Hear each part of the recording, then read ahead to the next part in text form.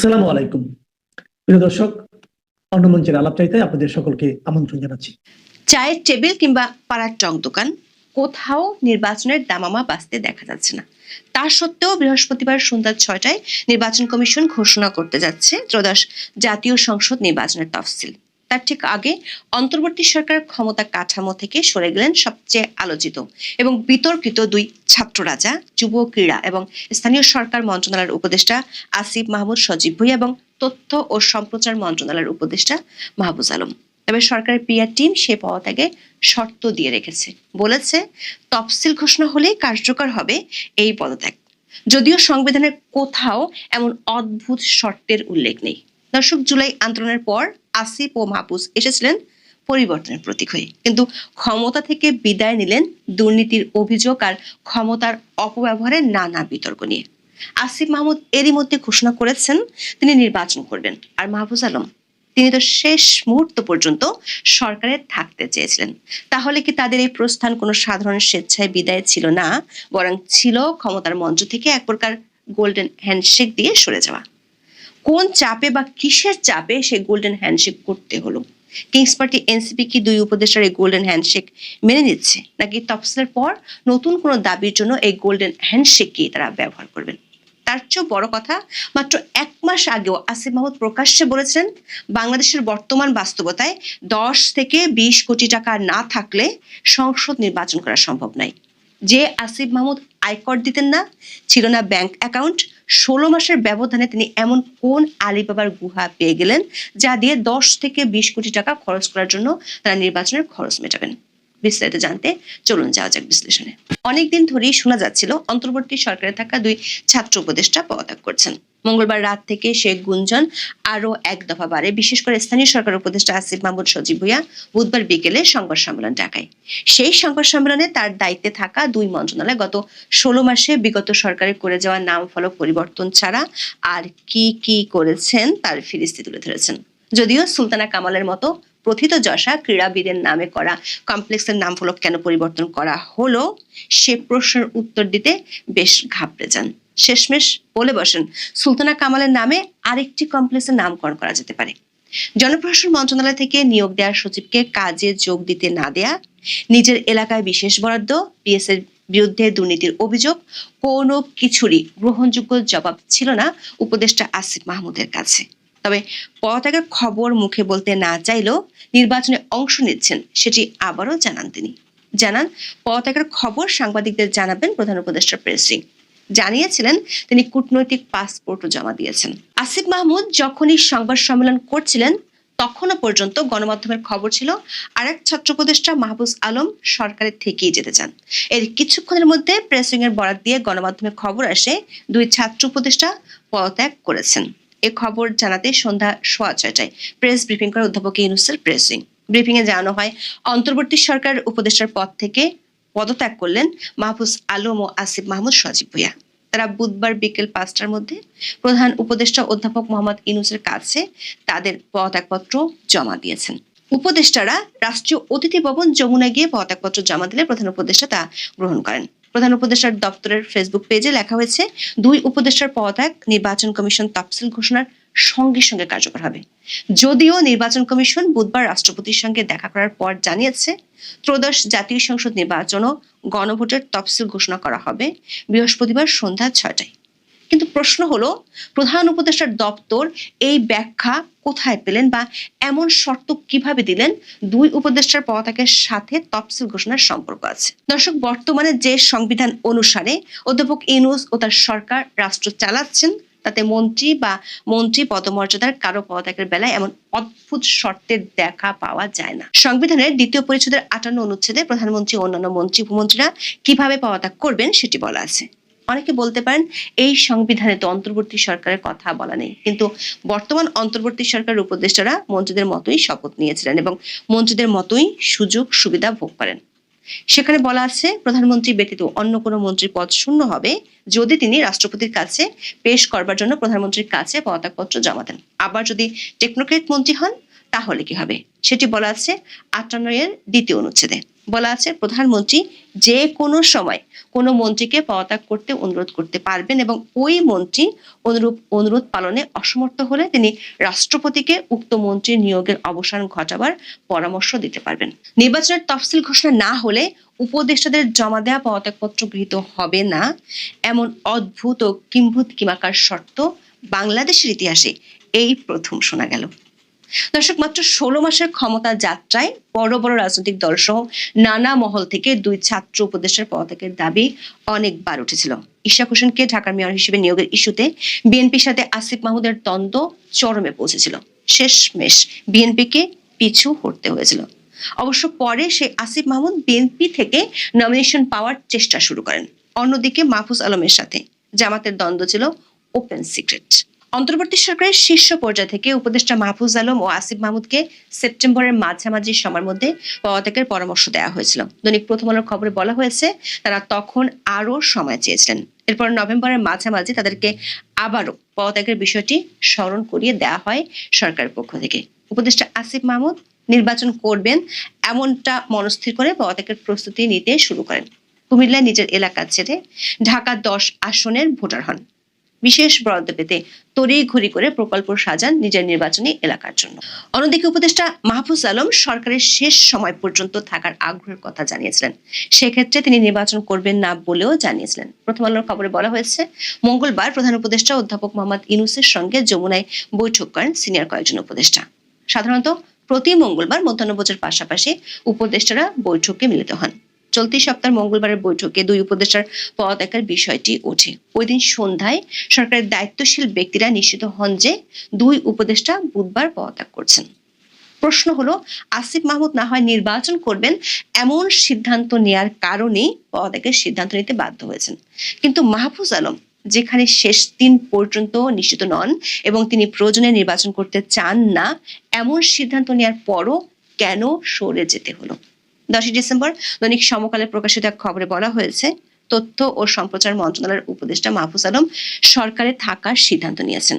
লক্ষ্মীপুর 1 আসনে তার প্রার্থী হওয়ার সম্ভাবনার কথা শোনা গেলেও তা হচ্ছে না। সমকালের ওই খবরে বলা হয় সোমবার রাতভর বৈঠক হয়েছে উপদেষ্টা মাহফুজের হেয়ার রোডের সরকারি বাসভবনে। মঙ্গলবার ভোর পর্যন্ত তা চলে। বৈঠক সূত্র জানিয়েছে মাহফুজ নির্বাচনে অংশ না নিয়ে সরকারে থাকার সিদ্ধান্ত নিয়েছেন। তিনি জামাত ইসলামীর সঙ্গে এনসিপির জোটের নির্বাচনী সমঝোতার বিরোধী। এই মনোভাবের পরিবর্তন আসেনি। একাধিক সূত্র বলছে অধ্যাপক ইউনূস যে তার প্রিয় 2 ছাত্র উপদেষ্টাকে গোল্ডেন হ্যান্ডশেক করিয়েছেন তা এক প্রকার বাধ্য হয়ে করেছেন। এখন প্রশ্ন হলো, তফসিল ঘোষণা হলে এবং সে অনুযায়ী নির্বাচন হলে আসিফ ও মাহফুজ কি নির্বাচন করবেন এবং করলে কে কোন দল থেকে করবেন? কিংস পার্টি হিসেবে প্রতিষ্ঠিত হওয়ার পর সবারই ধারণা ছিল জাতীয় নাগরিক পার্টি বা এনসিপি থেকে তারা নির্বাচন করবেন, কিন্তু সারা দেশে আর্মি পুলিশ প্রহরায় সমাবেশ করার পরও জনসমর্থন না পাওয়ায় সে ধারণা থেকে সরে আসেন 2 সদ্য বিদায়ী উপদেষ্টা। আসিফ কুমিল্লা থেকে সরে এসে ঢাকা 10-এর ভোটার হন। বিএনপির প্রথম দফার তালিকায় এই আসনটি খালি রেখেছিল। তখন সবাই মনে করেছিল ইশরাক ইস্যুতে বিএনপির শত্রু বনে যাওয়া আসিফ মাহমুদ সেই বিএনপি থেকে হয়তো লড়বেন। তবে বিএনপি দ্বিতীয় দফায় এই আসনে প্রার্থী ঘোষণা করেছে। বিএনপির একাধিক সূত্র বলছে আসিফ মাহমুদকে দলটি এখন আর নিতে চায় না। দর্শক, গত 7 নভেম্বর উপদেষ্টা আসিফ মাহমুদ বাংলাদেশের বর্তমান বাস্তবতায় 10 থেকে 20 কোটি টাকা না থাকলে সংসদ নির্বাচন করা সম্ভব নয় মন্তব্য করেছিলেন। তখন বলেছিলেন এই বাস্তবতায় আসলে যাদের কালো টাকা আছে তাদেরই সুযোগ আছে নির্বাচনে অংশগ্রহণ করার। প্রশ্ন হলো, 1 মাসের মধ্যে উপদেষ্টা আসিফ মাহমুদের কি এই সক্ষমতা হয়ে গেছে, নাকি গত 16 মাসের ক্ষমতা যাত্রায় ধীরে ধীরে এই সক্ষমতা তিনি অর্জন করেছেন? আর অর্জন করেছেন বলে ঢাকা 10 আসনের মতো বড় একটি আসনে তিনি স্বতন্ত্র হলেও নির্বাচন করতে চান। দর্শক, এই অভিযোগ উঠছে কারণ অধ্যাপক ইউনূসের উপদেষ্টা পরিষদের সদস্যদের মধ্যে যাদের মন্ত্রণালয়ের বিরুদ্ধে সবচেয়ে বেশি দুর্নীতি ও ক্ষমতার অপব্যবহারের অভিযোগ, সে তালিকায় আসিফ মাহমুদের নাম সবচেয়ে বেশি এসেছে গণমাধ্যমের খবরে। আসিফ মাহমুদের সাবেক এপিএস মোয়াজ্জেম হোসেন, যিনি নিজেও বৈষম্য বিরোধী আন্দোলনের নেতা ছিলেন, তার বিরুদ্ধে গুরুতর অভিযোগ ওঠে। অভিযোগগুলো ছিল নিয়োগ ও বদলি বাণিজ্য, টেন্ডার বাণিজ্য এবং বিগত সরকারের দোসর প্রকৌশলীদের পুনর্বাসনের মাধ্যমে শত কোটি টাকা হাতিয়ে নেওয়া। অবশ্য দুদক তদন্তের ঘোষণা দিলেও সেটি এখনো ঘুম পাড়ানি মাসি পিসের গান শুনিয়ে যাচ্ছে। বাবার টেন্ডার লাইসেন্স কাণ্ডে নিজে ক্ষমা চেয়েছিলেন, তবে নিজের অস্ট্রার ম্যাগাজিন কাহিনী বিদেশ পর্যন্ত টেনে নিতে গিয়েও বেঁচে যান। হেলিকপ্টারে চড়ে 200 টাকার কম্বল বিতরণের কাহিনী তিনি কেন করেছেন তা নিয়ে কোনো সংস্থা অবশ্য প্রশ্ন করেননি। শেষ মুহূর্তে এসে নিজের এলাকায় কেন বিশেষ বরাদ্দ দিতে চেয়েছেন সেটি নিয়ে স্বচ্ছতার গান গাওয়ার সরকারও ছিল নিশ্চুপ। এমনকি ইমেইলে আসা সবচেয়ে বেশি দুর্নীতির অভিযোগ যে তার মন্ত্রণালয়ের বিরুদ্ধে সেটিও জানতে পারেন। তবে সে দুর্নীতি ঠেকিয়েছেন বা সেগুলোর বিরুদ্ধে ব্যবস্থা নিয়েছেন এমন কোনো তথ্য জানা না গেলেও তার বিরুদ্ধে বেশি অভিযোগ আছে খোদ উপদেষ্টা পরিষদই। দৈনিক প্রথম আলোর আরেকটি খবর বলা হয়েছে, সরকারের শীর্ষ পর্যায়ে খোঁজ নিয়ে জানা গেছে উপদেষ্টা আদিলুর রহমান খানকে অতিরিক্ত দায়িত্ব হিসেবে স্থানীয় সরকার মন্ত্রণালয়ে দেওয়া হতে পারে। তিনি বর্তমানে গৃহায়ণ ও গণপূর্ত মন্ত্রণালয় এবং শিল্প মন্ত্রণালয়ের উপদেষ্টার দায়িত্ব পালন করছেন। আদিলুর রহমান প্রথমে স্থানীয় সরকার মন্ত্রণালয়ের দায়িত্ব নিতে অপারগতা জানান। এই মন্ত্রণালয়ের অনিয়ম নিয়ে বিভিন্ন সময় গণমাধ্যমে উঠে আসা খবরের কারণে দায়িত্ব নিতে অনাগ্রহ দেখান তিনি, কারণ অনিয়মের দায়ভার তার উপরও যেতে পারে। তবে সরকারের চিন্তা হচ্ছে শেষ সময় এসে নতুন কাউকে এই মন্ত্রণালয়ের দায়িত্ব দেওয়া হবে না, পুরনোদের মধ্য থেকে দেওয়া হবে। সেই চিন্তা থেকে শেষ পর্যন্ত আদিলুর রহমানকে রাজি করানো হয়। এমনকি এনসিপি তো আসিফ মাহমুদের বিরুদ্ধে ওঠা দুর্নীতির অভিযোগের কারণে তাকে নিয়ে আপত্তি আছে। অবশ্য এনসিপি সম্প্রতি এবি পার্টি এবং রাষ্ট্র সংস্কার আন্দোলনকে নিয়ে যে গণতান্ত্রিক সংস্কার জোট করেছে তা নিয়ে আসিফ মাহমুদের অনুসারীদের আপত্তি আছে। দর্শক, পদত্যাগে আরেক উপদেষ্টা মাহফুজ আলমের গ্রামের বাড়ি লক্ষ্মীপুর 1 আসনে, যদিও সেখানে বিএনপির সাথে সমঝোতার সম্ভাবনা ক্ষীণ। বিএনপি সম্প্রতি বাংলাদেশ এলডিপি নেতা শাহাদাত হোসেন সেলিমকে ওই আসনে মনোনয়ন দেওয়ার ঘোষণা দেওয়ায় মাহফুজ আলমের লক্ষ্মীপুর 1 আসনে বিএনপি বা জোট থেকে ভোট করার সম্ভাবনা খুবই ক্ষীণ। তুলনামূলক মাহফুজ আলমের বিরুদ্ধে দুর্নীতির অভিযোগ কম থাকলেও ক্ষমতার অপব্যবহারের বিস্তর অভিযোগ আছে তার বিরুদ্ধে। মাহফুজের ভাইয়ের বিরুদ্ধে বিটিভির কাজের টেন্ডার অবৈধভাবে পাইয়ে দেওয়ার অভিযোগ উঠেছিল। জাতীয় নাগরিক পার্টি থেকে অব্যাহতি পাওয়া কেন্দ্রীয় সংগঠক মুনতাসির মাহমুদ প্রকাশ্যে হুমকি দেন তিনি সময় মতো মাহফুজ আলম এবং এনসিপি নেতাদের দুর্নীতির প্রমাণ ফাঁস করবেন। রাষ্ট্রপতি ভবনে গিয়ে সব ধরনের আইন লঙ্ঘন করে মাহফুজ আলম বঙ্গবন্ধুর ছবি নামিয়ে ফেলেছিলেন। সরকারের সমালোচনা করেন এমন কাউকে কোনো ধরনের সরকারি প্রতিষ্ঠানে যাতে রাখা না হয় সেটির জন্য তিনি কড়া নির্দেশ দিয়েছিলেন। এ কারণে বিএনপিপন্থী অনেক সরকারি কর্মকর্তা কর্মচারীকে তিনি ওএসডি এবং বদলি করিয়েছিলেন। দর্শক, আসিফ মাহমুদ না হয় নির্বাচনে লড়ার জন্য উপদেষ্টা পদ থেকে সরে দাঁড়িয়েছেন, কিন্তু মাহফুজ তো নির্বাচন করতে চান না, তাহলে তাকে কেন সরে যেতে হলো?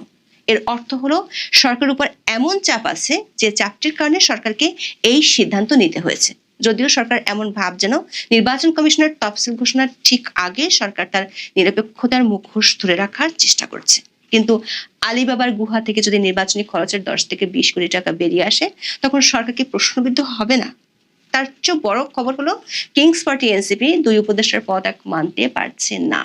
সরকারে যেহেতু তাদের এখন সরাসরি স্টেক নেই, তাই তারাও নতুন একটি ইস্যুতে সরকারের বিরুদ্ধে অবস্থান নেওয়ার পরিকল্পনা আছে। সেটি হলো জাতীয় পার্টিকে নির্বাচনে অংশ নিতে দেওয়ার সুযোগ দিতে চায় সরকার। এই সুযোগটি দিয়ে সরকার প্রমাণ করতে চায় নির্বাচন অনেক বেশি অংশগ্রহণমূলক হবে।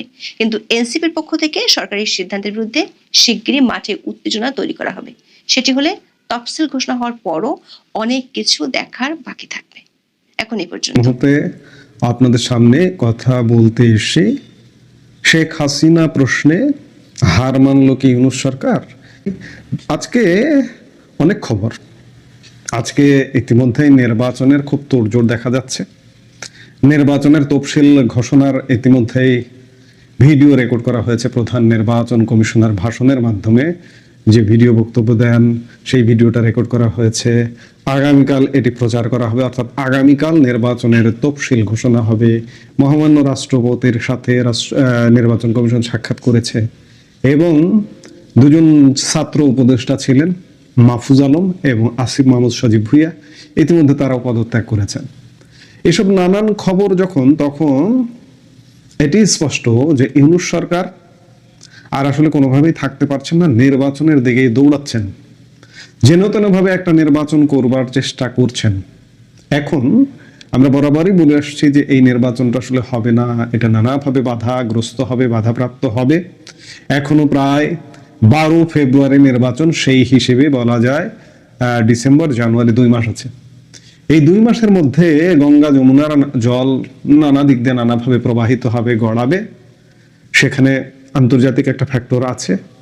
আন্তর্জাতিক ফ্যাক্টরটাকেই বড় হিসেবে দেখতে চাই, কারণ সত্যিকার অর্থে এই নির্বাচনটাকে প্রতিহত করবে কে? নির্বাচনটাকে প্রতিহত করবে না এই যে বর্তমানে যে রাজনৈতিক দলগুলো আছে, তারা তো নির্বাচনের দিকেই দৌড়াচ্ছে। তবে করবে না এটাও বলা যাবে না। শেষ মুহূর্তে পরিস্থিতিটা এমন হবে, বিএনপি হয়তো নির্বাচনকে পরিত্যক্ত ঘোষণা করে তারা মাঠ থেকে উঠে যেতে পারে, এমনটা হতে পারে। এমন পরিস্থিতির দিকে যাবে, কারণ একটা কথা পরিষ্কার যে এটা কিন্তু জাতীয় সংসদ নির্বাচন, এটা জীবন মরণের প্রশ্ন। যেমন এর আগে ছাত্র সংসদ নির্বাচনগুলোকে বিএনপিকে কিভাবে ভরাডুবি হতে হলো, চোখের সামনে দেখেও কিছু করতে পারেনি, বলতে পারেনি। কিন্তু এবার সেটি হবে না। এবার বিএনপি যদি দেখে অবস্থা বেগতিক, তাহলে মাঝপথ থেকে উঠে যাবে, নির্বাচনকে বর্জন করবে। মূলত ইউনূস সরকারের যেটা পরিকল্পনা, জামাতকে নিয়ে একটা পরিকল্পনা, জামাত সংখ্যাগরিষ্ঠতায় কম হলেও তাদেরকে নিয়ে পরিকল্পনা, জামাতকে ক্ষমতায় বসিয়ে দিয়ে চলে যাওয়ার। আসলে শেষ পর্যন্ত আওয়ামী লীগের দল সাংগঠনিকভাবে দেখছি না। মাঠের রাজনীতি বলবে যে আওয়ামী লীগের লোকজন বলে থাকে যে আমরা তো নিষিদ্ধ, নামলেই মামলা হয়, হামলা হয়, গ্রেপ্তার ইত্যাদি হয়। এটা হইতে হবে। ওই কেউ সুযোগ দিয়ে আন্দোলন করতে দেয় না, কেউ প্রশাসন পারমিশন দিয়ে আন্দোলন করতে দেয় না, প্রশাসনের অনুমতি নিয়ে আন্দোলন হয় না। পৃথিবীতে কোনো আন্দোলন হয়নি, প্রশাসন তো চাইবে আন্দোলন হবে না। কাজে আওয়ামী লীগের মাঠের রাজনীতি একদম শূন্য। কিছু কূটনৈতিক কর্মকাণ্ড চলছে এবং বৈশ্বিক ব্যাপার চলছে। এখানে সবচেয়ে বেশি বড় সহায়ক ভারত, সেটা চলছে। আবার সেগুলো আলোচনার বিষয় নয়। আমি আলোচনার বিষয় যেটি বলতে চাই যে নির্বাসিত প্রধানমন্ত্রী শেখ হাসিনা প্রশ্নে ইউনূস সরকার হার মেনে গেল। জুলাই অভ্যুত্থান সময়কালে মানবতা বিরোধী অভিযোগে মৃত্যুদণ্ড প্রাপ্ত আসামি বলছে ইউনূস সরকার।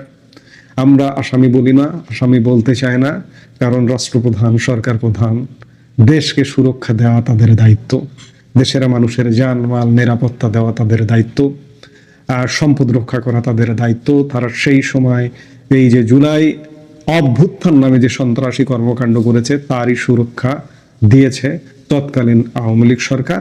এই সুরক্ষা দেওয়ার দায়, শুধু সুরক্ষার দেওয়ার দায় না, এটা জামাতি বিচার সত্যিকার অর্থে। সেই বিচারে অভিযুক্ত মৃত্যুদণ্ডপ্রাপ্ত আসামি বলছে তারা। ইউনূস সরকারের পররাষ্ট্র উপদেষ্টা তৌহিদ হোসেন বলেছেন যে শেখ হাসিনাকে ফেরানোর বিষয়টি ভারতের সিদ্ধান্তের উপর নির্ভরশীল। দিল্লিতে অবস্থান করা আওয়ামী লীগ সভাপতির দেশে ফেরার বিষয়টি তার নিজের সিদ্ধান্তের উপর নির্ভর করার যে বক্তব্য ভারতের বিদেশমন্ত্রী এস জয়শঙ্কর দিয়েছেন অতি সম্প্রতি, সেই প্রেক্ষাপটে বুধবার এক প্রশ্নের জবাবে ঢাকার প্রধান কূটনীতিকের তরফে এই বক্তব্য আসে। জয়শঙ্করের সেই বক্তব্যের বিষয়ে বাংলাদেশের অবস্থান কি, এক সাংবাদিকের এমন প্রশ্নে তৌহিদ হোসেন বলেন, আমরা কি করতে পারি বলেন তো, এক্ষেত্রে ঢাকার কি করণীয়? এমন প্রশ্নে তিনি বলেন, করণীয় তেমন কিছু আসলে নেই, কারণ ভারতকে রাজি হতে হবে অথবা চাইতে হবে তাকে ফেরত পাঠাতে। ভারত রাজি না হলে আর কিছু করার নেই, এমন এক প্রশ্নে পররাষ্ট্র উপদেষ্টা বলেন, রাজি না হলে আসলে তো কিছু করার নেই, আমরা রাজি করানোর চেষ্টা করতে পারি। ভারতের রাজি করানোর বিষয়ে আর এক প্রশ্নের জবাবে তৌহিদ হোসেন বলেন, আমরা রাজি করানোর চেষ্টা চালিয়ে যেতে পারি, এইটুকুই, এর চেয়ে বেশি কিছু করতে পারি না। আপনারা ইতিমধ্যেই জানেন যে তথাকথিত জুলাই আন্দোলনে, তথাকথিত মানবতা বিরোধী অপরাধে আন্তর্জাতিক অপরাধ ট্রাইব্যুনাল গত 17 নভেম্বর শেখ হাসিনা ও সেই সময়ের স্বরাষ্ট্রমন্ত্রী আসাদুজ্জামান খান কামালকে মৃত্যুদণ্ড দিয়েছে। আসাদুজ্জামান খান কামালও এই মুহূর্তে ভারতে অবস্থান করছেন। সেই দিনই এক বিবৃতিতে দুইজনকে ফেরত দিতে ভারতের প্রতি আবারও আহ্বান জানিয়েছে সরকার।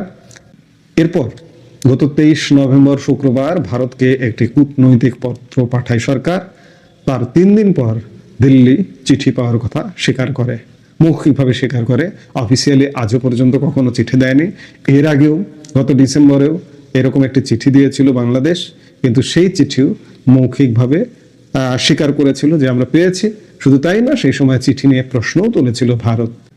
সত্যিকার অর্থে শেখ হাসিনা এবং আসাদুজ্জামান খান কামালকে ফেরত দেওয়া হবে কিনা, সে ব্যাপারে আনুষ্ঠানিক অনানুষ্ঠানিক মৌখিকভাবে ভারত আসলে কিছুই জানায়নি এবং জানাবে না, এটি সত্য। আমরা গত 1.5 বছর যাবৎ সেটি দেখে আসছি। মানবতা বিরোধী অপরাধের মামলার পর আবার প্লট দুর্নীতি মামলায় শেখ হাসিনাকে কারাদণ্ড দেওয়া হয়েছে, সেটিও 21 বছরের।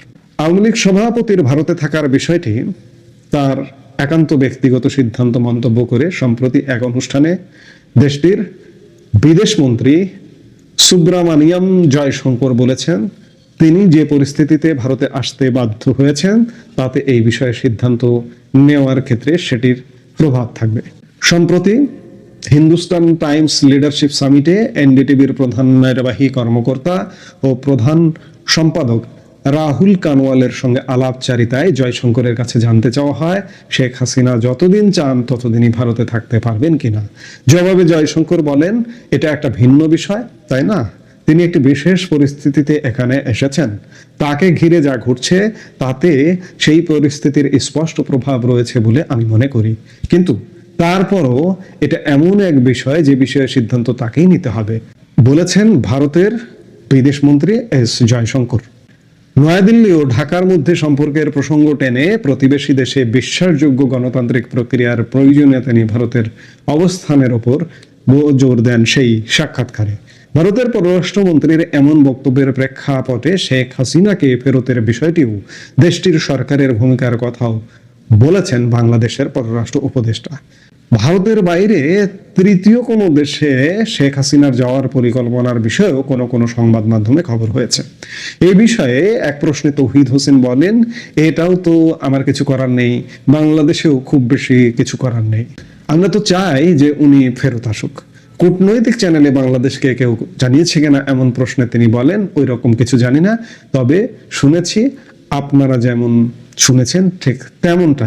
অর্থাৎ শেখ হাসিনা প্রশ্নে ইউনূস সরকার আসলে হাল ছেড়ে দিল, যে সাজানো গোছানো কোর্ট দিয়ে আদালত দিয়ে রায় দেওয়া হলো ইত্যাদি বিভিন্ন কিছু ফর্মালিটিস করা হলো, চিঠি পাঠানো হলো, কিছু বিবৃতি দেওয়া হলো, হাইপ তোলানো হলো যে শেখ হাসিনা বিরাট দাগী অপরাধী, তাকে ফেরত দিতে হবে, এই হাইপ তোলা পর্যন্তই। কিন্তু শেখ হাসিনাকে ফেরত আনা গেল না ইউনূস সরকারের পক্ষে, এটা যাবেও না। আমরা বরাবরই বলে আসছি শেখ হাসিনা বেঁচে আছেন, এটাই হচ্ছে আওয়ামী লীগের সবচেয়ে বড় সম্পদ। আমি শুরুর দিকেই বললাম যে আওয়ামী লীগের মাঠের যে রাজনীতির অবস্থা, আওয়ামী লীগের রাজনীতি, আওয়ামী লীগ আসলে ক্ষমতার রাজনীতি করেছে। এখনকার যে নেতৃত্বের কথা যদি বলেন, এগুলো কিছু সমালোচনা। 15.5 বছরে আওয়ামী লীগ দল হিসেবে, রাজনৈতিক দল হিসেবে যে নেতৃত্বটা গড়ে উঠেছে সেটা আসলে ক্ষমতা কেন্দ্রিক নেতৃত্ব। বিরোধী দলে মাঠে কাদায় জলে পড়ে থাকা, পোড় খাওয়া সেই নেতৃত্ব এখন আওয়ামী লীগে নেই আসলে। তবে ওই যে সব কথার শেষ কথা আসার কথা বললাম, যে শেখ হাসিনা যেহেতু বেঁচে আছেন, শেখ হাসিনা যেহেতু নিরাপদে আছেন, সেহেতু তার দীর্ঘদিনের বিরোধী দলের রাজনীতি করবার ক্ষমতা আছে, অভিজ্ঞতা আছে। সেই জায়গা থেকে কিভাবে মুক্তি পাওয়া যায়, কিভাবে ঘুরে দাঁড়াতে হয় তিনি সেটি জানেন। তিনি সেই বিরোধী দলের রাজপথের উপযোগী রাজনৈতিক দল হিসেবে রূপদান করবেন আগামী দিনে, সেটাই হচ্ছে সবচেয়ে বড় ব্যাপার। এখন দেখার বিষয়। সোজা কথা, আমরা মুদ্রা কথা বলতে পারি যে শেখ হাসিনার ব্যাপারে ইউনূস সরকার হার মেনে গেল। এই মুহূর্তে এ পর্যন্ত।